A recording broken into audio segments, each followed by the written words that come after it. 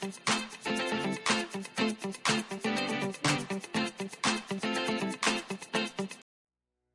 오케이. 안녕하세요. 안녕하세요. 알맹이 거두기 16번째 시간입니다. 지난 중간고사 때보다는 확실히 알맹이 거두기 많죠. 이번에 시리즈가. 선생님이 여기가 좀 생겨서 그래요. 자, 이제 오늘 볼 거는 또 다른 이제 교육청 자료고요. 요거는 약간 변형해서 문제를 낼 수 있지 않을까 이제 그런 생각을 하면서 선생님이 좀 문제를 들여다봤어요. 일단은 지금 생소한 표현이 하나 등장하는 게 조건 나에 있거든요. 즉 그걸 제외하고는 동일한 형태의 문제라고 보시면 되겠습니다. 일단 유리 함수를 줬고요. 양의 상수라고 줬어요. K를. 그러니까 당연히 이제 바로 스텝 1 들어가 보면 있고. 자, 스텝 1 바로 들어가 볼게요. 그러면 유리 함수가 어쨌든 간에 1, 3, 4분면에 이런 식으로 그려져야 되는 상황인 거죠. 요거는 바로 알 수 있겠죠. 자, 그래 놓고 얘를 x축의 방향으로 n만큼이라고 했는데 그 n도 0보다 크다고 되어 있어요. 그러니까 결국에는 오른쪽 방향으로 이동을 할 겁니다. 이런 식으로 갈 거예요. 자, 근데 얘가 평행 이동을 했을 때 나타난 함수는 gx라고 하고서 fx, gx가 다음에 두 조건을 만족시킬 때 이제 g의 값을 구해봐라라고 하고 있는 거예요. g의 값을 구하라고 했다라는 얘기는 gx를 명확하게 판단을 해야만 답을 할 수 있는 거겠죠. 자, 그래서 혹시 여기까지 일단 문제를 읽어봤으니까 여러분들이 잠깐 일시정지를 하고 문제를 풀어보셔도 좋습니다. 네, 일시정지 하셔도 좋아요. 오케이, 됐나요? 네, 한번 보도록 할게요. 자, 일단 이 녀석을 좀 잘 이해하기 위해서는 그래프가 필요하기는 한데 그래프는 이 문제에서는 그렇게 많은 역할을 하진 않습니다. 지난번에는 그래프가 큰 역할을 했는데 쌤이 계속 눈이 강조해서 얘기하지만 해석기하만 가지고 푸는 문제, 그다음에 뭐 대수적으로만 푸는 문제, 그런 거는 존재하지 않아요.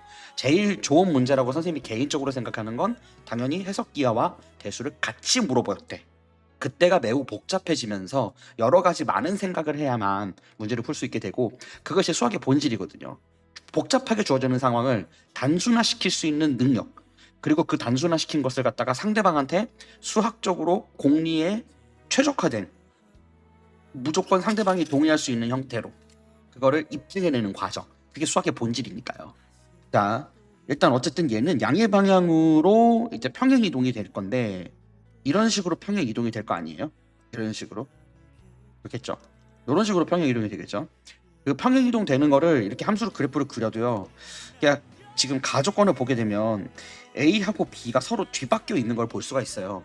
그리고 그렇게 되는 좌표가 실제로 서로 다른 두 실수로 A, B가 존재한다고 얘기를 하고 있습니다.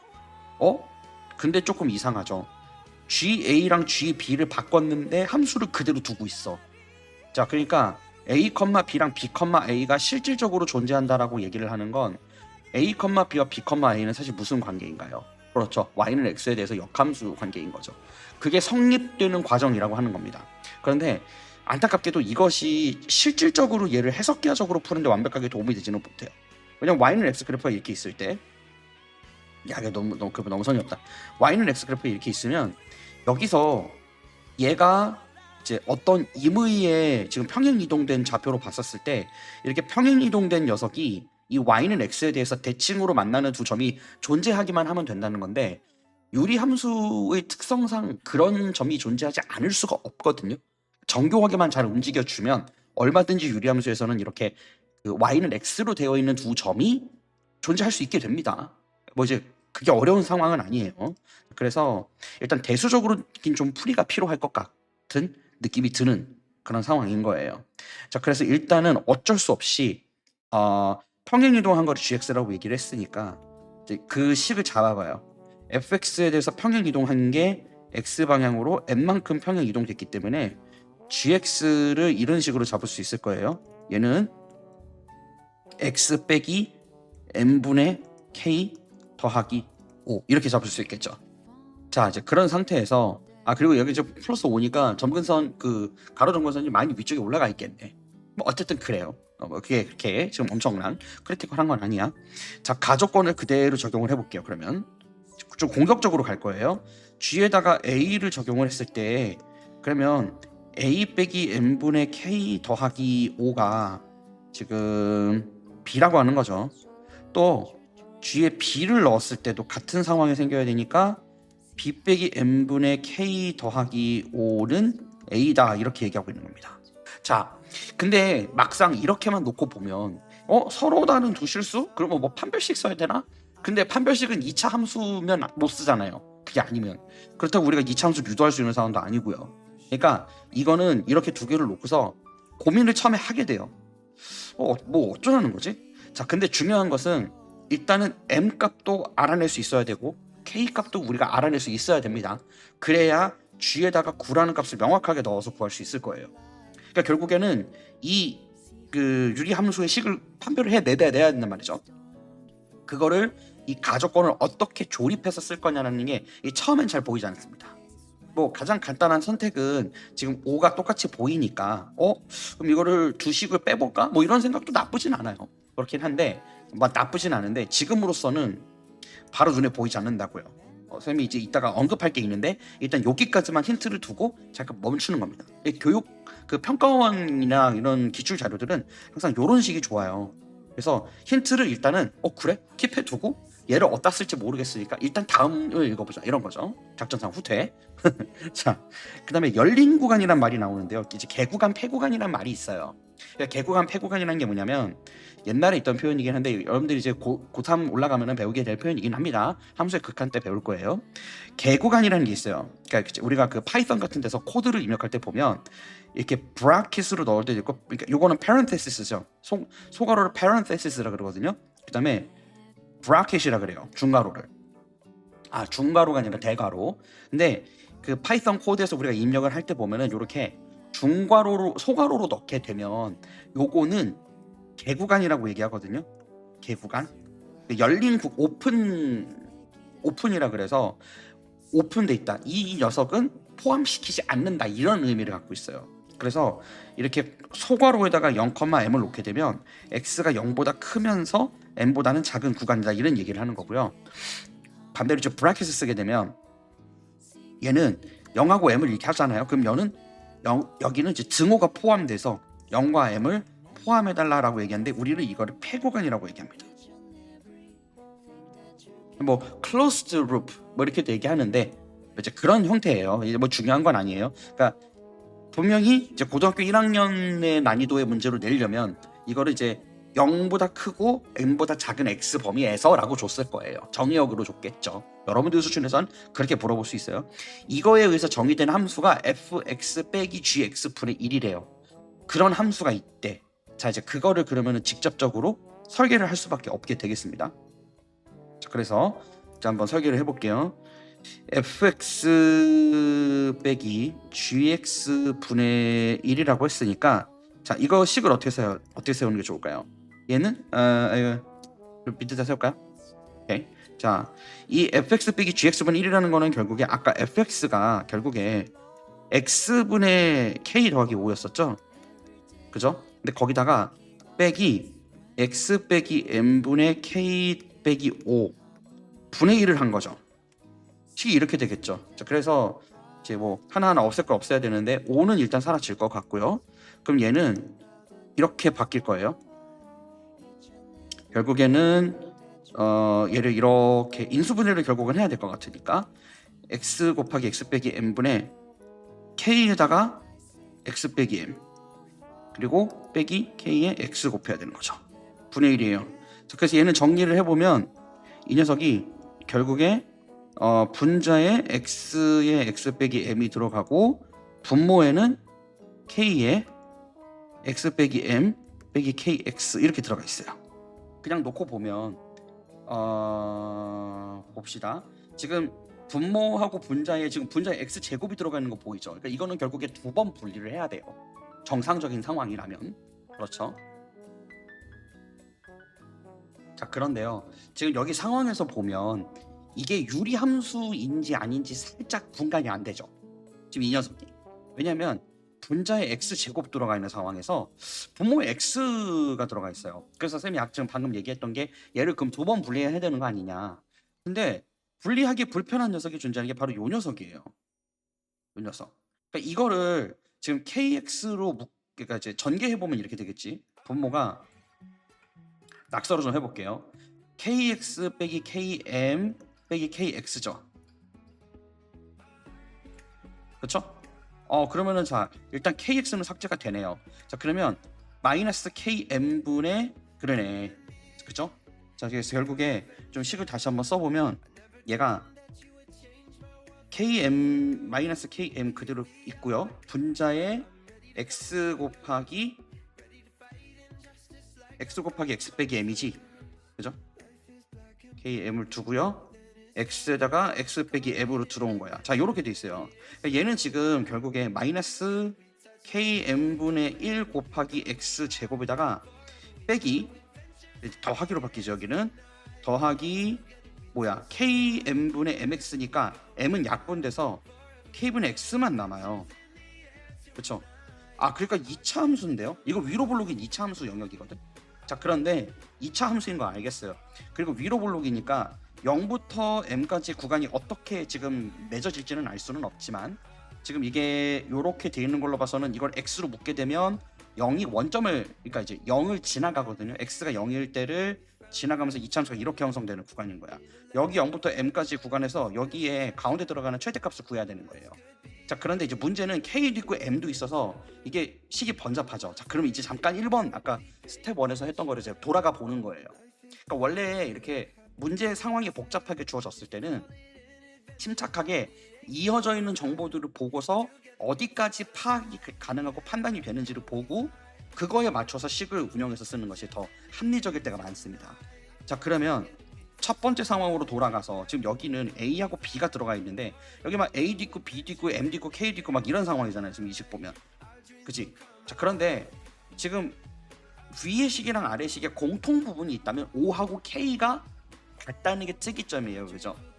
자 그러면은 위에 거를 좀 정리를 해볼게요. 위에 거를 그러면 그냥 빼도 되긴 하는데 그러지 말고 K에 대해서 한번 정리를 해볼게요. 그러니까 그냥 우리가 방정식을 빼서 식을 하나를 구해버리면 그거 이상 관계식을 더 쓸 수가 없는데 A하고 B가 같은 부호나 문자라서 빠질 수 있으면 빼도 되는데 그냥 B 빼기 A만 형성돼 버리니까 영양가가 없다는 걸 말하고 싶은 거예요. 무슨 소리인지 알겠죠? 자 그렇다면 볼게요. 일단 첫 번째 식을 보면은 K는 어떻게 되죠? K가 어떻게 바뀌는 거지 결국에? B 빼기 M에다가 그러니까 B 빼기 5에다가 여기에 A 빼기 M이 곱해져 있는 상태죠. 그렇죠? 그리고 아래쪽 거 같은 경우에도 K는 A 빼기 5에다가 B 빼기 M이 곱해진 상황입니다. 자 근데 이 둘이 결국 K에 대해서 정리했다 보니까 같은 K에 대한 값이에요. 그렇다면 여기 있는 B 빼기 5에 A 빼기 M 곱한 것이 결국에 A 빼기 5에 B 빼기 M이랑 같다는 결론을 얻을 수 있죠. 그렇죠? 자 이거를 그러면은 옮겨가지고 한번 정리를 해볼까요? 자 좀 귀찮긴 한데 AB 빼기 5A 빼기 BM 더하기 5M 빼기 AB 더하기 5B 그 다음에 더하기 AM이죠. 빼기 AM이 이항하면 더하기가 되니까 빼기 5M 이렇게 돼요. 어이쿠야. 아무래도 항이 8개가 되는 건 어쩔 수가 없어요. 둘 다 전개를 했으니까. 자, 그런 상태에서 OM은 같아서 소거되고 AB도 같아서 소거돼요. OE. 자, 깔끔하게 정리가 됐죠. 그래서 지금 정리한 상황들을 보니까 마이너스 5에 A 빼기 B죠. 그죠? 여기가 마이너스 보고 여기가 플러스 보니까 그다음 똑같은 방법으로 M으로 묶어보면 마이너스 M으로 묶으면 A 빼기 B가 0이 되는군요. 어라? 자 그럼 이거 A 빼기 B로 인수분해가 가능하겠어요? A 빼기 B에다가 이거를 이제 5 더하기 M으로 바꿔버리고 양변에 마이너스를 그냥 곱해버리도록 하겠습니다. 자 여기까지 왔어요. 그러면 일단 이 첫 번째 보기 조건 가조건에서 GA랑 GB가 서로 다른 두 실수 AB가 존재한다 그랬거든요. 여기서 이제 이 녀석의 힌트를 우리가 이해할 수 있겠네요. 자 처음에는 서로 다른 두 실수 이렇게 얘기하면 일반적인 상황에서는 우리가 이제 서로 다른 두 실근 생각하잖아요. 근데 여기서 근이란 말을 안 썼어. 그러니까 판별식이 들어있는 건 아니에요. 그건 아니었고 지금 여기서 A하고 B가 같은 상황에서 지금 A, B가 서로 다른 두 실수라 그랬으니 얘가 0이 되려면 얘가 0일 수는 없는 거 아니에요? A하고 B가 같을 수는 없죠. 그럼 M이 얼마여야만 되는 건가요? M이 잠깐 여기서 식이 요거가 AM 빼기 B이구나. 그러면 이거 플러스죠. 자 5 빼기 M이에요. 미안. M이 양수여야 되는데 분명히 M이 5네요. 5. 자 M이 5예요. M이 5인 걸 찾았어요. 자 그러면 맨 처음에 사실은 GX 값을 알고 출발하는 것을 뿐만 아니라 여기 우리가 이제 스텝 2에서 구해놨었던 2차 함수의 M 값을 알고 있는 셈이 됐습니다.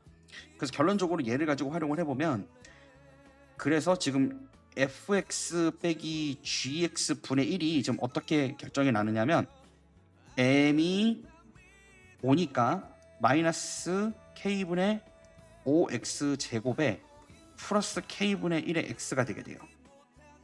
자 그렇다면 이 녀석을 이제 k로 한번 묶고 뭐 그래요. k분의 1로 묶는 게 낫겠지.